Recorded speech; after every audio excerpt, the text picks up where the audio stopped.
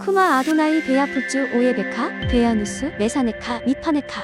여호와여 일어나사 주의 대적들을 흩으시고 주를 미워하는 자가 주 앞에서 도망하게 하소서. 샬롬 생각하는 성경 홀리아미입니다. 오늘부터 제사장 위임식의 내용이 시작됩니다. 지금 시대의 신앙인들은 아론의 자손들이 제사장으로 세워지는 위임식에는 관심이 없습니다. 왜냐하면 일단 내가 제사장이 될 거라고 생각하지 않고 제사장 위임식도 과거에 성전이 있을 때나 있었던 일이지 이제는 성전이 필요 없기 때문에 굳이 제사장 위임식에 대한 내용을 알 필요가 없다라고 생각합니다. 그런데 제사장 위임식에 대한 내용을 알아야 에스겔 40장 이후부터 기록될 에스겔 성전의 의미와 목적을 이해할 수 있습니다. 아직 에스겔 성전이 세워지지 않았기 때문에 성경의 예언이 그대로 이루어진다는 것을 믿으신다면 반드시 어느 미래에 에스겔 성전이 세워지게 될 것이고 그때 새롭게 제사장들과 레위인들이 선정되어 제사장 위임식이 이루어질 것입니다. 오늘부터 시작하는 제사장 위임식의 내용을 알고 있어야 나중에 있을 에스겔 성전의 위임식도 이해할 수 있습니다. 오늘의 말씀 3절을 보면 먼저 이스라엘 백성들을 한 곳으로 모으고 그들이 보는 앞에서 제사장 위임식이 진행됩니다. 이때 한 곳으로 모이는 장소가 모세가 이스라엘 백성들과 함께 지었던 성막입니다. 제사장 위임식은 성막의 뜰 안에서 진행되는데 가장 먼저 하는 일이 위임받을 제사장들을 씻기는 작업입니다. 이때 아론과 그의 아들들이 성막의 뜰에 있는 물두멍에 담긴 물로 온몸을 씻는데 이러한 과정을 정결 예식이라고 합니다. 하나님의 율법을 보면 몸을 씻는 정결 예식에 대한 내용이 여러 번 기록되어 있습니다. 이번의 경우에는 제사장들이라서 물두멍에서 씻었지만 일반 이스라엘 백성들의 경우에는 굳이 물두멍이 아니라도 몸과 손과 의복을 씻는 내용들이 여러 번 기록되어 있습니다. 그래서 이스라엘 백성들은 기본적으로 몸을 씻는 정결 예식을 자주 하는데 이러한 예식을 미크바 혹은 미크베라고 합니다. 정결 예식은 신약 성경에서도 자주 기록되어 있어서 밥을 먹을 때 먼저 손을 씻어야 한다거나 최후의 만찬 때 예수와께서 제자들의 발을 씻겨주는 내용으로도 표현되어 있습니다. 그리고 또 하나의 대표적인 미크베 의식이 세례 요한이 행했던 세례입니다. 많은 믿는 자들이 세례 의식이 어떤 의미인지 잘 모르고 있고 더 이상 할례를 행할 필요가 없고 세례를 받음으로 믿음으로 거듭났다고 생각합니다. 그런데 세례는 세례 요한이 새롭게 만든 의식이 아니었습니다. 원래부터 이스라엘 백성들이 자주 했던 정결 예식, 미크베의 일종이었습니다. 그래서 예수와께서도 세례 요한에게 정결 예식의 미크베를 받으셨고 이때의 미크베는 거듭났다 혹은 구원받았다의 의미가 아니라 더러움으로부터 구별되어 몸을 깨끗하게 한다는 의미입니다. 이러한 세례는 사람의 일생에서 한 번만 하는 것이 아니라 늘상 수시로 몸을 깨끗하게 씻으면서 항상 정결한 삶을 살아야 한다는 것을 의미합니다. 그래서 세례는 우리가 정결해져야 할 것을 상징합니다. 기독교가 가르치는 세례를 너무 맹신하지 마십시오. 이스라엘 사람들은 하루에도 몇 번씩 수시로 정결 예식을 시행합니다. 그리고 몸을 깨끗하게 씻은 제사장들은 제사장의 의복을 입고 모세가 관유로 성막 곳곳에 기름을 바른 후 제사장들에게도 기름을 부어 거룩하게 만듭니다. 이러한 내용이 출애굽기 40장에 기록이 되어 있는데 아론의 제사장 위임식이 언제 이루어졌냐면 성막이 세워진 첫째 달 초하루 성막이 세워진 그날의 제사장 위임식이 함께 이루어졌습니다. 결국 성막과 제사장은 같은 배를 탄 한 몸이라는 의미입니다. 성막 혹은 성전이 없어지면 제사장도 함께 없어지고 성전이 세워지면 제사장도 함께 세워집니다. 우리가 기대하는 메시아 재림 예수아는 하늘 성전의 제사장이시고 그 제사장이 재림하여 이 땅에 강림하시면 이 땅에도 성전이 세워지게 됩니다. 제사장과 성전은 한 몸이니까요. 그래서 예수와께서 재림하시길 바라신다면 성전이 세워지는 것도 함께 기대해야 합니다. 그것이 성경에 기록된 당연한 원리, 당연한 질서입니다. 이 땅에 성전이 세워지면 무슨 일이 일어날까요? 제사장 위임식과 함께 속죄 제사가 드려집니다. 그래서 성전이 없는 동안 죄 때문에 부패한 이 땅, 적그리스도에 타락하게 된 온 열방을 속죄하는 작업이 천년왕국 동안 진행되고 천년왕국 동안 속죄된 열방이 이스라엘과 함께 새 예루살렘으로 들어가는 것입니다. 이 흐름을 이해하셔야 전체적인 구속사를 이해할 수 있고 여호와의 절기가 이 흐름을 알려주고 있습니다. 그래서 여호와의 절기를 지켜야 온전한 구속사를 깨달을 수 있습니다. 오늘 말씀은 분량이 짧아서 이제부터 제가 다른 중요한 이야기를 해드리고자 합니다. 죄에 대해서. 성경이 말하고 있는 죄가 무엇인가에 대한 설명입니다. 한글에서의 죄는 법을 어기는 범죄를 의미합니다. 그런데 히브리적으로는 여러 개념의 죄가 있습니다. 죄에 대한 단어가 여러 가지가 있지만 제가 대표적인 죄를 네 가지로 축약해서 쉽게 해석해서 설명해 드릴게요. 우리가 일반적으로 생각하는 범죄는 라 또는 아본이라는 죄입니다. 라의 경우에는 원래 나쁜 것이 아닌데 나쁜 상태가 된 것을 의미합니다. 평소에 착하게 살아왔던 사람도 실수를 하거나 충동적인 마음으로 범죄할 수 있죠. 이렇게 나빠진 것이 라라고 할 수 있습니다. 아본은 원래부터 나빴던 것, 하나님께서 처음부터 범죄라고 말씀하셨던 것들입니다.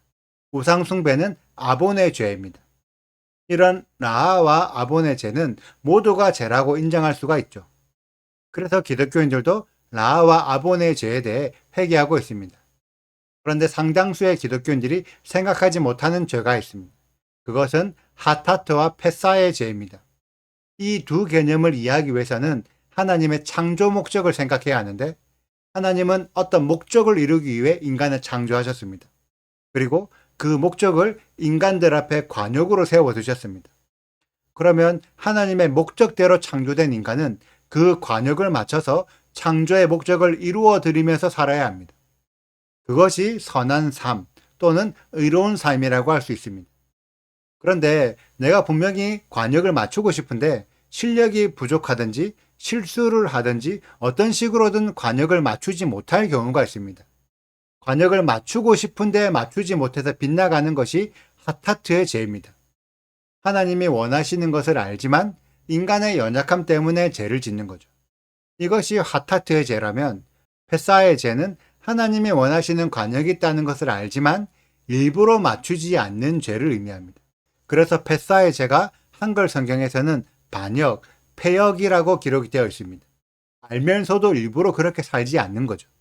문제는 기독교인들이 하타트와 페사가 죄라는 것을 배우지 못했습니다. 그래서 예수님만 믿으면 된다고 생각하지 하나님이 원하시는 대로 살아야 한다는 것을 생각하지 못합니다. 하나님이 원하시는 대로 사는 것이 무엇일까요? 그것이 바로 율법을 지키는 것이고 율법대로 사는 것이 관역을 맞추다라는 뜻을 가진 토라입니다. 결국 토라의 가르침대로 율법대로 살아야 하타트와 페사의 죄를 짓지 않는 거예요. 그런데 기독교인들은 분명히 성경을 통해 율법이 있다는 것을 알고 있습니다. 율법이 있다는 것을 알면서도 율법대로 살지 못하면 하타트의 죄를 범하는 것이고 율법이 있다는 것을 알면서도 율법이 폐하여졌기 때문에 더 이상 지킬 필요가 없다라고 생각하면 페사의 죄를 범하는 것입니다. 과연 예수님이 십자가에 돌아가시면서 그리스도인들에게 여호와 율법을 없애셔서 관역을 맞추지 못하는 하타트와 페사의 죄를 짓도록 만드실까요? 절대 그러지 않습니다.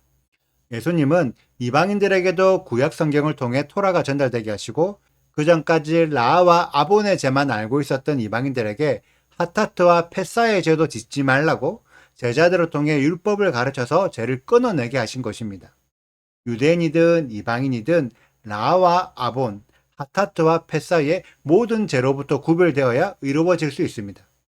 이 네 가지 죄의 개념을 모두 짓지 않아야 좋은 믿음에서 나오는 선한 삶이 되지 두 가지 죄는 멀리하고 다른 두 가지 죄를 모르고 있다면 결코 좋은 믿음이라고 할 수 없고 선한 신앙생활을 하고 있다고 인정받지 못할 것입니다. 여호와의 5대 제사는 이 네 가지 개념의 죄를 다 깨닫게 해주는 제사입니다. 그래서 제물을 드리는 것이 중요한 것이 아니라 제사 드리는 방식이 중요한 거죠. 여호와 하나님께서 알려주신 제사 드리는 방식을 지켜야 하타트와 페사의 죄를 짓지 않을 수 있습니다. 방식을 무시한 채 그냥 제물 드리는 것에만 치중하면 제사를 드리면서 하타트와 페사의 죄를 짓게 되는 것이고 그러한 제사는 생명력 없는 우상들이나 받는 우상숭배의 제사라는 것입니다. 여러분들은 하타트와 페사의 죄에 대해서 어떻게 생각하시나요? 지금까지 교회를 다니시면서 여호와 하나님께서 원하시는 관역을 맞추는 신앙생활을 하고 있다고 생각하십니까? 여호와 하나님은 구약이나 신약이나 항상 모든 죄로부터 구별될 것을 요구하셨고 마지막 때 적그리스도의 미혹 앞에서도 관역을 맞추는 삶을 사는지 테스트하십니다. 적그리스도의 미혹, 거짓된 가르침들 속에서도 토라를 깨달아 관역을 맞추는 신앙을 가진 자들을 구원하셔서 새 예루살렘으로 인도하십니다. 왜냐하면 그래야 에덴 동산에서 뱀에게 미혹되었던 아담과 하와의 죄를 짓지 않을 수가 있거든요. 아담과 하와는 결국 뱀에게 속아서 하타트의 죄를 지은 것입니다. 그것을 다 알고 계시는 여호와 하나님이 하타트와 펫사의 개념도 모르는 기독교인들을 그냥 은혜로 구원하신다고요? 그렇게 되면 새 예루살렘도 죄로 물든 범죄의 세상이 됩니다. 여호와 하나님은 결코 그런 세상을 만들려고 하시는 것이 아닙니다. 그래서 네 가지 개념의 죄 모두에서 구별된 자들만 새 예루살렘으로 초대하시는 거예요. 이 히브리적인 죄의 개념을 이해하셔야만 최소한 구원받을 자의 커트라인 안으로 들어갈 수 있습니다. 제가 이해하고 있는 영역에서 최대한 쉽게 설명을 드리고자 했는데 얼마나 이해할 수 있을지는 모르겠지만 정말로 이해하신다면 이 깨달음이 생각의 영역에만 있는 것이 아니라 실제 관역을 맞추는 행동으로 나와야 합니다. 그리고 실제 행동을 하고 있는지에 대한 첫 번째 관문이 여호와의 절기예요. 왜냐하면 하나님께서 절기를 대대로 영원히 지켜야 할 여호와의 절기라고 말씀하셨거든요. 이번 주말에 유월절과 무교절기가 시작됩니다. 절기부터 지켜보면서 차근차근 여호와의 관역을 맞추는 우리 홀리아미 가족들이 되시기를 축복합니다. 오늘의 영상은 여기까지입니다. 오늘의 말씀을 읽으시고 질문이 있으시다면 언제든지 댓글로 남겨주세요. 오늘도 감사합니다. 샬롬! 여호와께서 모세에게 말씀하여 이르시되 너는 아론과 그의 아들들과 함께 그 의복과 관유와 속죄제의 수송아지와 순양 2마리와 무교병 한 광주리를 가지고 온 회중을 회막 문에 모으라. 모세가 여호와께서 자기에게 명령하신 대로 함의 회중이 회막 문에 모인지라.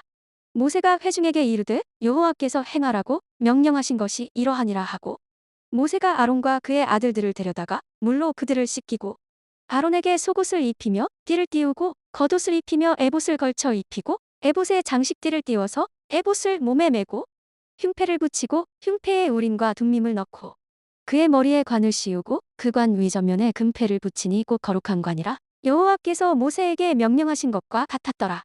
모세가 관유를 가져다가 성막과 그 안에 있는 모든 것에 발라 거룩하게 하고 또 제단에 7번 뿌리고 또 그 제단과 그 모든 기구와 물두멍과 그 받침에 발라 거룩하게 하고 또 관유를 아론의 머리에 붓고 그에게 발라 거룩하게 하고 모세가 또 아론의 아들들을 데려다가 그들에게 속옷을 입히고 띠를 띄우며 관을 씌웠으니 여호와께서 모세에게 명령하신 것과 같았더라.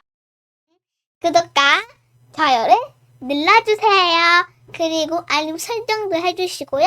그리고 하트도 꼭 눌러주세요.